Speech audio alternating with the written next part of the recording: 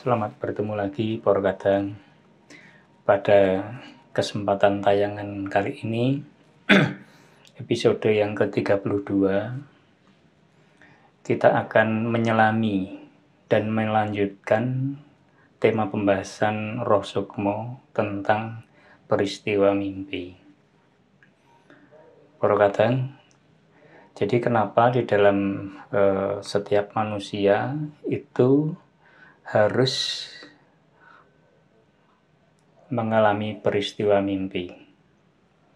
Jadi ini melanjutkan tayangan episode yang terdahulu di mana sudah dijelaskan apa itu mimpi, baik tinjauan secara lahiriah maupun tinjauan secara rohani. Nah, di sini kita ingin mencoba mengetahui seberapa penting keberadaan peristiwa mimpi ini di dalam kehidupan manusia.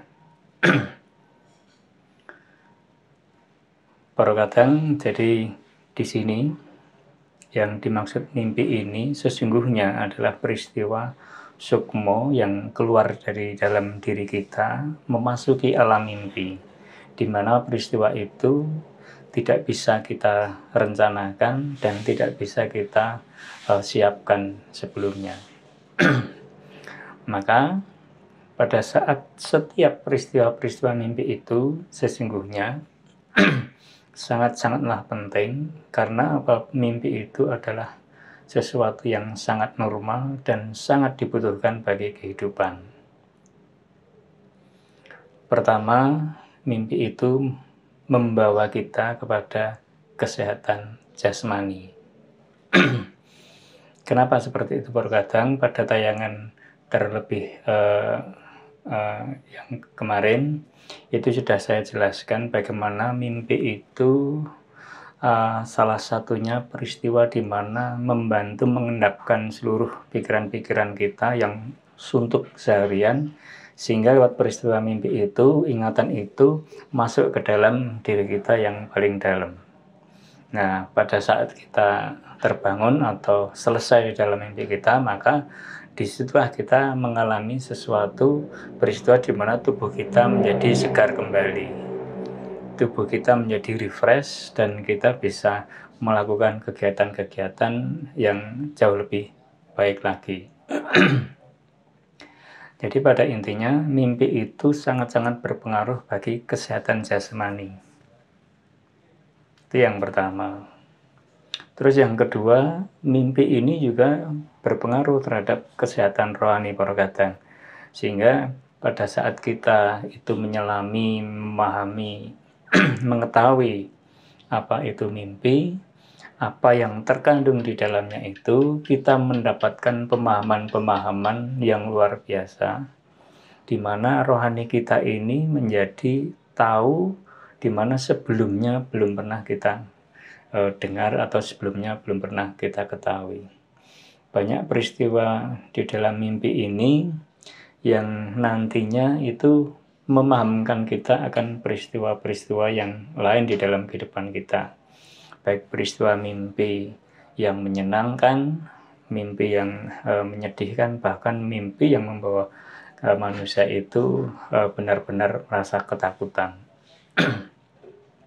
Jadi mimpi ini sendiri dibutuhkan untuk kesehatan rohani kita, supaya rohani kita itu selalu terjaga, selalu ingat ke dalam diri kita, dan kita tersambung lewat peristiwa rindu kepada Sang Pencipta atau Gusti.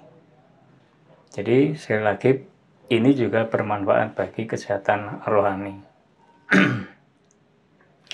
Lalu mimpi ini sesungguhnya itu mewujudkan terjalinnya komunikasi antara diri kita, ragawi kita, dengan sukmo sendiri. Karena kadang di dalam kehidupan manusia itu mungkin ya yang lebih dikedepankan, yang kita pikirkan adalah sesuatu yang bisa kita sentuh, ragawi kita, sedangkan sukmo kita benar-benar jarang sekali atau mungkin mungkin sampai sekarang barangkali belum pernah tersentuh untuk dipikirkan bagaimana itu sukmo. Nah, sehingga dengan peristiwa ini menjadi jembatan komunikasi antara diri kita dengan kembaran kita yang ada di sana.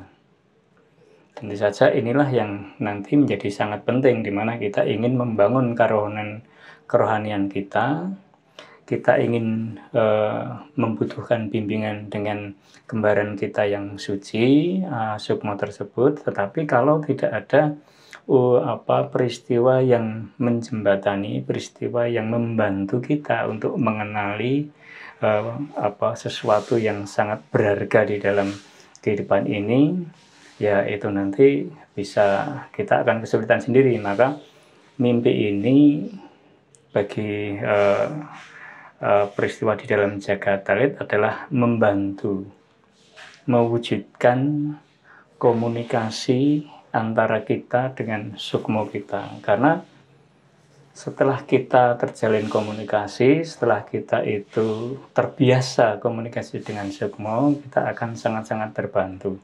Seperti pada paparan-paparan yang terdahulu, bahwa sukmo kita atau rohwan kita yang berada dalam sukmo itu membantu kita secara fisik maupun rohani.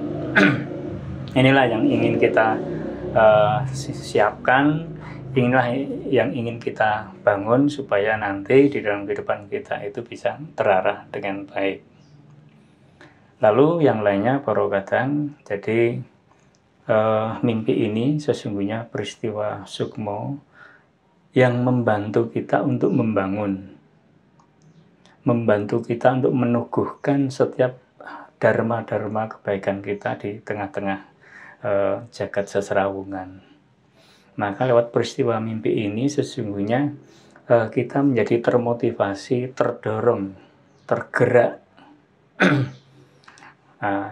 Walaupun selama ini mungkin kita semua tidak menyadari, hanya dari sekedar mimpi, tetapi bisa membawa kita kepada hubungan komunikasi yang lebih baik. Bahkan mimpi ini menginspirasi kita untuk berdharma di dalam kehidupan bersama. Nah, yang terakhir perkataan, jadi kenapa manusia harus bermimpi? Karena dengan mimpi itu manusia itu bisa mengaktifkan sensitivitas rohani. Jadi kita harus sensitif perkataan supaya kita juga selalu tersambung, karena yang kita imani ini sesuatu yang mungkin tidak bisa kita lihat, hanya bisa dirasakan, maka membutuhkan kepekaan, membutuhkan sensitivitas yang luar biasa supaya kita itu selalu tahu mengenai peristiwa-peristiwa rohani yang berasal dari Gusti. Jadi itu terkadang salah satunya kenapa manusia harus bermimpi. Lalu ada pertanyaan yang lain yang pernah diajukan oleh orang kepada saya dengan peristiwa mimpi ini juga. Karena kebanyakan dari mereka tertarik ingin mengetahui apakah setiap mimpi ini mempunyai arti. Pastinya juga sudah sering atau hampir setiap hari mengalami mimpi, sehingga pasti tidak asing dengan apa yang saya sampaikan. Maka saat saya ingin menyampaikan, memaparkan apakah benar mimpi itu mempunyai arti. Jadi terkadang yang pertama saya ingin menjelaskan tidak ada peristiwa yang sia-sia di dalam kehidupan, termasuk peristiwa mimpi. Maka di dalam rancangannya peristiwa mimpi itu diperuntukkan untuk suatu tujuan. Nah, tujuan seperti apa? Adalah tujuan yang memang sudah dikehendaki Gusti sendiri. Nah, maka setiap peristiwa mimpi itu baik senang, baik sedih, menakutkan atau justru membuat kita mengalami kebingungan, sesungguhnya semuanya itu mempunyai arti dan makna.